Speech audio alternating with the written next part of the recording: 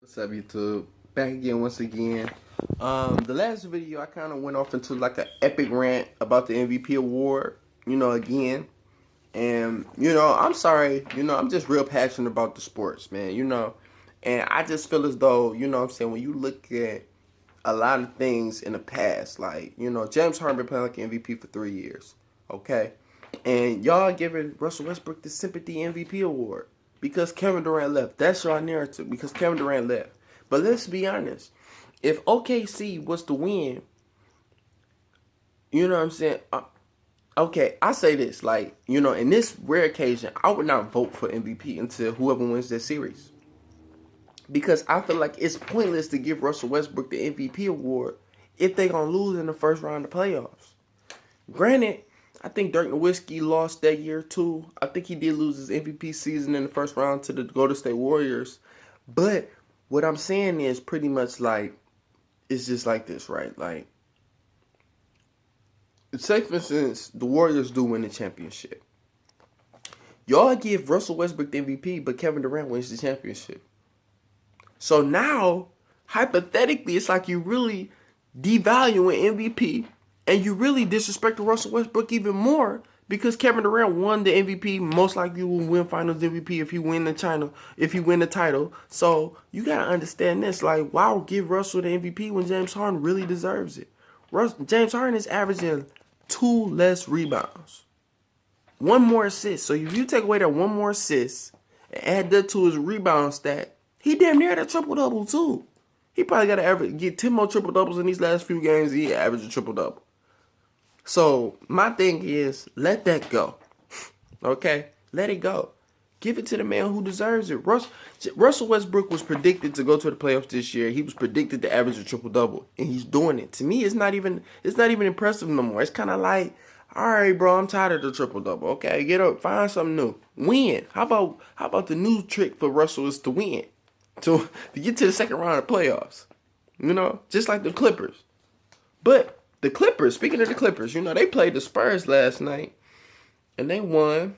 You know what I'm saying? They won. But like I say, the Spurs and the Clippers, my thing is with both teams, I feel like they're not ready for that next level. Like, I feel like even if they was to be Golden State, they beat Golden State because Golden State is missing something. They're not going to beat Golden State because they better. They beat Golden State because they missing something. Golden State, they don't got that big that they need to contend with DeAndre, LaMarcus, Blake, and that's my point too. If everybody stay healthy, the Warriors play through a Western Conference with all bigs, and everybody claimed that they didn't have no bigs in the beginning of the season. Remember that shit? That's why I hate when people talk about the Warriors. Like, me being a Warriors fan, I study it, and you do the eye test. You do more than just saying, well, on paper. You gotta think about it. The Warriors was a Kevin Durant player away from winning the championship last year against y'all same team. And truth be told, none of them guys that y'all got is going to be a factor against. None of them can stop Kevin Durant. None of them is going to stop Steph Curry. None of them is going to stop Klay Thompson. And the only reason why y'all little strategy that y'all called in them choking a 3-1 lead worked is because the only 2 scoring option punches that we had was Steph and Klay. Now that you got Kevin Durant, y'all can try that full court blitz shit if you want to, but KD is going to make you play like he did in the first 2 games, averaging 30 against the Cavs. So this whole notion that the Cavs is going to beat the Warriors is a wrap. They better hope that the Spurs or somebody upset them so they can win their second championship, because other than that, if this shit play back out, it's a wrap. The Golden State Warriors is going to dismantle. They gonna break up the Cleveland Cavaliers because they gonna have to reconstruct their whole squad. Like, besides Jr., Tristan Thompson, Kyrie, and LeBron and Kevin and LeBron, I'm not even gonna say Kevin Love because he out of there too. If they don't win the title this year, Kevin Love is out of there. You got George, bruh. See you. They're gonna get the Bosch treatment. But back to the Spurs, Clippers. CP3 had 19 points, 8 rebounds, 8 assists. Very solid. DeAndre Jordan, 17 points, 7 rebounds. Blake Griffin, 18 points, 8 rebounds. You got Kawhi Leonard, had 28, 5 and 5, looking like the little Mamba out there. But like I say, I don't believe in, not yet. The LaMarcus Aldridge had 18. And see, that's what I'm saying. That's my point. LaMarcus Aldridge, you only got 18 points. They ain't got no better stats to put up here but 18 points for you. Paul Gasol, 15 and 7. That's another one. That's 2 7-footers, and I'm not seeing 10 rebounds, so I'm not impressed at all. You know, like, and that's my point. You talk about Kevin Durant and the Warriors' lack of size and depth. When you got Iguodala coming off the bench, giving you 7 rebounds. You got KD hurt, played 31 minutes, coming back. He ain't played since February 28th. He get 10 rebounds. Like, come on, bro. Y'all soft. Y'all really talking about the Warriors, but the Warriors is the best team that we got to offer right now. Even the Cavs is ass. Like, y'all don't want to admit it. Y'all like LeBron, but the Cavs as a team is ass. The Warriors is the best team, period. They might not have the best player because it's LeBron, but the Cavs is not the best team, okay? Indiana played Orlando yesterday. Paulie G in playoff form. He trying to get his team in the playoffs. And see, this is what I said in the previous video. I need to see Paulie G, and Jimmy Butler had a great game last night too, and Dame Dollar had a great game. So these guys is trying to make the playoffs, okay? And they're all on the bubble, 7, 8, 9 seeds, okay? And Paulie G had 37, 7, and 6. Miles Turner stepped up. They need to give Miles Turner more minutes. Didn't I say that as well, everybody? Go reference some other videos. 23, 10, and 2 blocks. They need this in the playoffs. If they can get 23 and 10 from Miles Turner in the playoffs, they upset somebody. And then what else I say about Jeff Teague? Jeff Teague, you don't need to score not a damn 20 point. You got 9 points, 4 rebounds, 13 assists, and 3 steals, and your team blew out the team, right? So what I'm looking at from this stat line is, okay, Paul George and them, they need a playmaker. They need somebody who makes plays other than Paul George, because Miles Turner is going to give you points and rebounds. And then you look at the rest of the team. CJ Miles is going to give you, spread the floor for you. You got Thaddeus Young. He's athletic. He's going to rebound. He's not a playmaker. You know, you got Monte Ellis, but he's more of a scorer. And so Jeff Teague, 13 assists. If he can average 10 assists in the playoffs, they're definitely upsetting someone. And, I mean, right now we don't know what seed they'll be, so I don't know, but 7, 8, that's what they're looking at, 7 or 8. And that's either the Celtics or the Cavs. So it's really not beneficial for the, well, I mean, I think the Celtics can get upset because I don't think they're really the second best team in the East. And then for Orlando, Terrence Ross, who I think was a great pickup, but I think he's going to be gone this year. I think Terrence Ross needs to play for a playoff team, a better team than Toronto. Like, you know, he can score 29 points, 4 rebounds. He was one of the best players, I think, on 2K16, I think it is. He was one of the best players on the game. So you got Evan Fournier, 23 points, Aaron Gordon, 17, and Elfrid Payton with a double-double, 10 points, 10 assists. The Bucks clinched a playoff spot yesterday. You know, we got to talk about the East too now, even though we know the East is much improved. I can't talk. The East is much improved. But Giannis, whoo, that boy Giannis, boy, I'm trying to tell you. Now, I seen a video where I think Dom 2K made a video where he was saying, like, he don't know who might be the heir to LeBron's throne. And I'm looking at the stat line from Giannis. He could be it.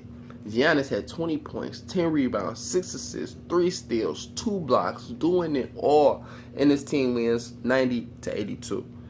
Greg Monroe chipped in 17-5, 5 rebounds. Dele made a sighting, 4 points, 3 rebounds, 3 assists. Dario Saric adding on to his Rookie of the Year campaign, 14 points, 8 rebounds, 4 assists, 2 steals. And Rashawn Holmes had a double-double, 17 points, 10 rebounds. That's kind of impressive. And TJ McConnell had a 10 point, 10 assists, double-double as well.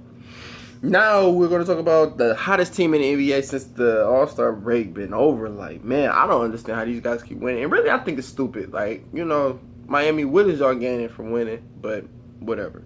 Miami beats Washington last night, 106-103. Hassan Whiteside, monster game, 30 points, 12 rebounds. I think he had 3 blocks, 2 steals. Tyler Jones. He had 19 points, 4 rebounds. And Dragic had 18 points, 4 rebounds, 7 assists. And for the Wizards, you got John Wall, 16 points, 8 assists, 6 rebounds, 2 steals, 2 blocks. Markieff Morris, he showed up 21-5. Bradley Beal, 16-5, 5 and 2. And Gortat chipped in a double-double with 11 and 11. My thing with Washington, it's like when you look at certain teams' stat lines, you know why they lost. Like Washington, where's Otto Porter name at? Like, you got contribution from Wall, Beal, Morris, and Gortat. That's 4 out of 5 of your starters. Where's the other one? He didn't do anything. He was at home. He didn't show up. Okay. Okay. Now we got a couple more games, y'all. Come on. We got Boston and Charlotte. Boston played last night, and truthfully, I thought Boston was about to choke. I don't know. I think Cleveland probably really took the heart out of them boys, or maybe they are dialing it back a little bit. But, I mean, they had a good push in the third quarter, but, you know, the IT guy, 32.6 assists for the IT guy yesterday. Al Horford had a great game. 16 points, 4 rebounds, 7 assists on 7 of 15 shooting. So he missed 6 shots. Crowder, he was 6 for 9 yesterday. Crowder, he been stepping it up lately. I shout out to Crowder, man. 15 points, 9 rebounds, 3 assists, and Avery Bradley, 6 of 14, kind of struggled a little bit. I think that's probably when they was going through that slump where he had 15.6 rebounds, 4 assists, and then Olynyk had 13, 11, and 4. And for the Charlotte Hornets, you know, like I said, they almost fought. 31 points from Nicholas Batum, 8 rebounds. Kemba Walker had 23 and 8. Jeremy Lamb had a sight last night. I've been waiting on Jeremy Lamb to show up. I don't know what's going on with some of these college kids, man. I don't know if it's the money or what, but come on, baby. You were good in 2K as well. Excuse me. Like, he was one of those guys where I had to, if I did a fantasy draft playing 2K, I had to get Jeremy Lamb out of a lot of other players. Maybe because it was a jump shot, but I just like Jeremy Lamb. Cody Zeller and MKG also had a great game as well. And Kemba Walker is now 3rd in scoring in Charlotte Hornets history. He has 1,830 points. So, congrats to Kemba Walker. You know, keep balling, and I hope you stay healthy. Like, I really like Kemba. You know what I'm saying? I think he needs some more help. You know, I think they should also be, you know, looking forward to the draft, like a lot of teams in the bottom. But who am I? Just a kid from Detroit trying to make it. And I would say the most compelling game of the night, you had the Chicago Bulls versus the Brooklyn Nets. Now, I will be on record to say that I think the Brooklyn Nets have some of the best jerseys in the NBA. I like the whole theme of Brooklyn, like the Brooklyn Nets. This sounds dope. it's just really unfortunate they don't have a team because they won, but Spencer Dinwiddie scored 19 points. Jeremy Lin had a well-rounded game, 12.6 rebounds, 7 assists, 3 steals. Karis LeVert had 19 and 5. Brook Lopez had 13 and 4. And see, like, that's another thing. I don't see people like OSCN. They think Brook Lopez is a monster. I think if I look at Brook Lopez and he has 13 points and 4 rebounds, you are not a monster. I think you're a stretch forward that's could be a center. But whatever. Jimmy G buckets. You know, he get buckets. He been getting buckets since Dwayne Wade got hurt. And now Dwayne Wade's back. He's still getting buckets. Okay, he had 30 points, 7 rebounds, 4 assists. Like I said, Jimmy G is really auditioning for his next team next year. Dwayne Wade could also be joining him because Dwayne Wade hasn't played since March 15th, but he had 14 and 7. Okay game, and Robin Lopez chipped in with 16 and 8, which is why I look at Brook Lopez stat and say, aren't you the better of the two brothers? But the playoff picture as of today for the Eastern Conference is looking like Toronto at 3, Washington at 4. You have Atlanta at 5. And they're only a half game up from Milwaukee at 6. You have Indiana at 7, 40 and 40 record. And they're a whole game up on Chicago. So they could be locked in that AFC.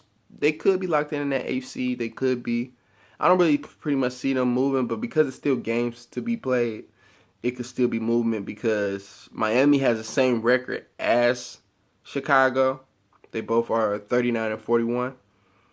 And they're both a game back from Indiana. So I think pretty much the 8 and 9 seed with Indiana, Chicago, Miami, that's 7, 8, 9. I think Miami doesn't need to make the playoffs. Chicago doesn't need to make the playoffs either, but one of them has to go in. So, I mean, I think for the AFC, hopefully Chicago does get the AFC because then we could be able to finally see some form of LeBron James versus Dwayne Wade in the playoffs. And how ironic would it be that they both get to play each other for the first time at home in Chicago, at home in Cleveland. So I think that'll be a dope series. I don't know if, but see, my thing is like with that type of relationship, like Dwayne Wade has considered himself like top 5 shooting guard all time. So will he really even take it serious and try to stop LeBron James from winning? Like, that's my problem with that whole thing. Like, I don't know if Dwayne Wade will try to really beat LeBron James in a playoff series because they're so tight. And, you know, Dwayne Wade has 3 rings. LeBron has 3 now. So do you really want him to pass him up? And, you know, he's been on record saying that there's no way that he can pass Jordan. But that's it for today, you guys. Like, comment, subscribe. We keep the conversations going. You feel me? Like, I just feel like, said from the last video, like I said, the rookies. I feel like the rookies are not trash, man. I think, a lot this year we had a lot of high expectation really on Ben Simmons because if you really looked at it, like, the Los Angeles Lakers, although they did select Brandon Ingram, they just signed Luol Deng to this 4-year, $72 million contract. So why would you, So that's my thing. Like, why would you draft Ingram and start Ingram over a player that you paying $72 million? If anything, nigga, I'm going to play you till you get hurt. And then we're going to start the young dogs. Or like you say, at the end of the season, we're tanking now. So now we're going to play him. I'm not going to play Brandon Ingram early in the season. And, they was winning too early in the season with Luol Deng in that lineup. Nick Young, they was looking good early. So, it didn't look too bad. But Chris Dunn, he was hurt, battling injuries. But, my thing is, before people judge, like, look up each individual rookie.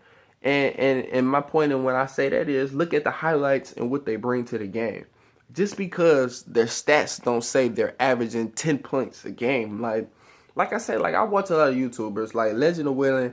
For the most part, I agree with a lot of things he said, but the rookie comment yesterday, I just thought was outlandish, and it was a little ignorant to make that statement because when you look at a lot of players, you can't necessarily tell that they're going to be a star just by points. Like, if you want to be honest, like, look at Michael Beasley points, compared to his actual production to the team. And then look at the stats. The perfect example that we making this year is LeBron James compared to Russell Westbrook, averaging the triple-double and just averaging efficient 55% for LeBron James, and Russell's averaging 42% for the field. Like, it's an eye test. You talk about how LeBron James effortlessly goes out, plays the game, and he gets 8 rebounds, 8 assists. Now, that's a natural triple-double. I would be more impressed with a LeBron James triple-double than I am with Russell because although he does have this Jackrabbit type energy, it seems as though he's, emitting this energy into getting what he wants in this triple-double.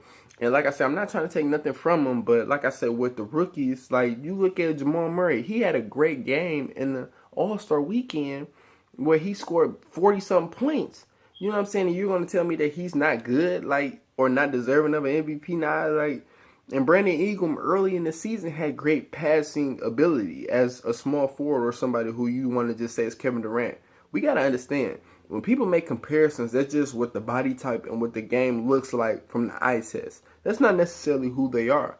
Like how you say Steph Curry. People thought he was too weak to play in the game, but now he's a 2-time MVP, NBA champion, and people want to argue could be the best point guard in the game today. So I just think we all need to hold on. You know what I'm saying? Like, and then if you look at the one and done rule and how it's being incorporated, we're taking 19-year-olds. Like, if you look at this draft class, Lonzo Ball, De'Aaron Fox, Malik Monk, Josh Jackson, a lot of these guys are only 19 years old. So you really telling me that a 19-year-old kid is about to come in the league his first year averaging 10, 15 points? I mean, you got to be more realistic than that, bro. Like, give these kids at least 2 or 3 years before you start talking about terrible or horrible draft class. Because the way that the one and done rule is, players like Joel Embiid and Dario Saric are the guys who really are the ones who are deserving of MVP or Rookie of the Year MVP awards, because that's pretty much just the rookie MVP. But like, when you really think about it, like, Joel Embiid is the best player as a rookie because this is his first season, and for the first season for a player, this is the most impressive I've ever seen. Like, I'm sorry, y'all want to hate on Joel Embiid or not, but all that the Philadelphia Sixers, all the wins that they have is contribute to the aura of seeing Joel Embiid play and playing with Joel Embiid. So you can say that Joel Embiid averaged 21 and 7 in a minute restriction. Imagine if he played the whole game or 38 minutes, 40 minutes. This nigga will probably average 40 and 15, and then what you gonna say? He the best big in the game? And then let's stop hating on DeMarcus Cousins as well, you guys, because we talking about DeMarcus Cousins, a guy who dropped 55 and 15 in a game, 55 and 20 in games. Like, this guy's no scrub. The problem with DeMarcus Cousins is he don't have a coach. He don't have someone who believes in him as much as he believes in him. You look at the whole Kings organization. How can you say that they believed in any person in there when they fired every coach that they ever got? You know what I'm saying? When they didn't have any stable draft picks. You get DeMarcus Cousins, which was a great pick for you guys. You get DeMarcus. But DeMarcus doesn't feel the love or the security being here with playing for you guys because y'all are not showing any competency or love in his direction. So you look at him with basically just my point is this. Look at DeMarcus Cousins when he played for USA basketball. Look at DeMarcus Cousins not being a selfish player saying in the All-Star break, hey, coach, you ain't even got to play me. I just want to be around the other great guys. I didn't hear nobody talk about DeMarcus Cousins' attitude or nothing in. So my point is, everybody chill. Like, I don't understand the hype with a lot of this stuff. Like, and then with the Cavs, everybody talking about, oh, the Cavs might not make the finals. Why is the Cavs not going to make the finals? Who do you really see beating LeBron James in the East 4 times? Because all the teams in the Eastern Conference are broken. They're broken teams.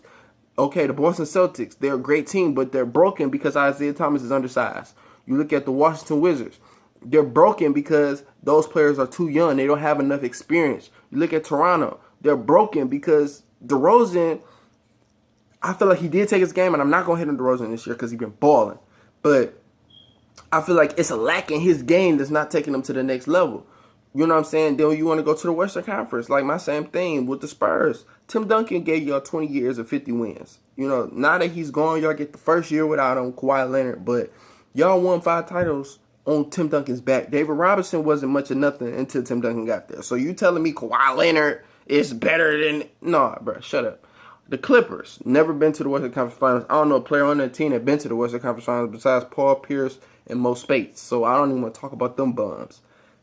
Like, come on now. OKC, whether they had Russell or not, Russell is the detriment of that team, okay?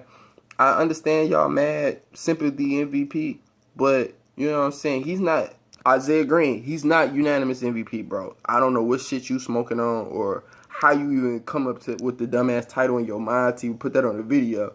Because if you think about it, like, to be seriously, how can he be unanimous MVP when James Harden is right there with him? Who do you like? You really think that every person that's gonna vote is gonna vote for Russell Westbrook at the number 6 seed because you feel like, you know, he's just playing at an elite level? Come on, bro. You just hating because Kevin Durant went to the Warriors.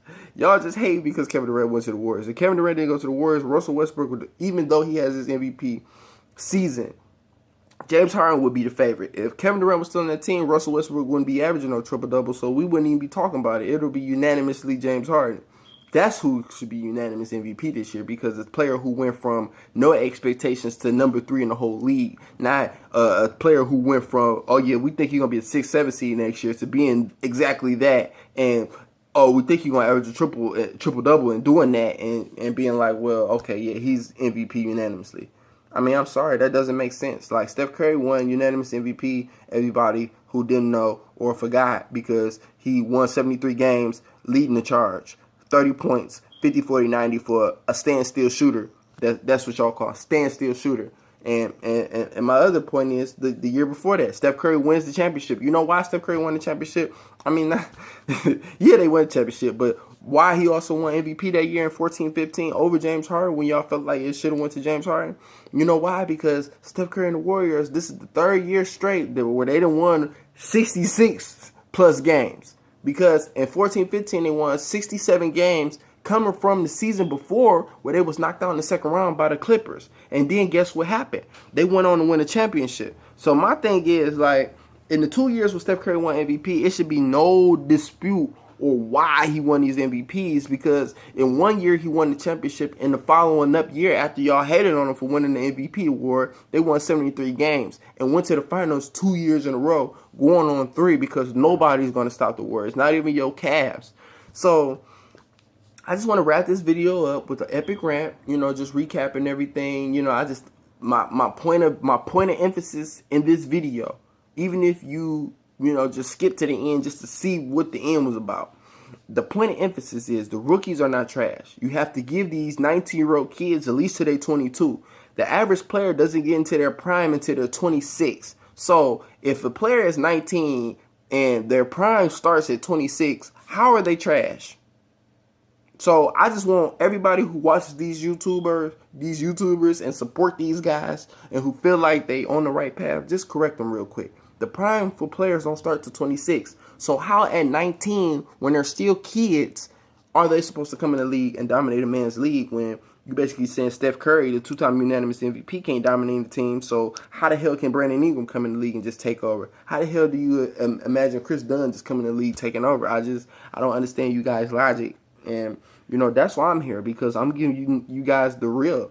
It's not some made-up logic, or I just want to be a LeBron fan, or I just want to hate on Kevin Durant because he left Russell. I mean, truthfully, James Harden left Russell, Ibaka left Russell, and the management team left all of them, because how can you have three players who MVP caliber, James Harden, Russell, and Kevin Durant, and then you just let all these players basically go for nothing?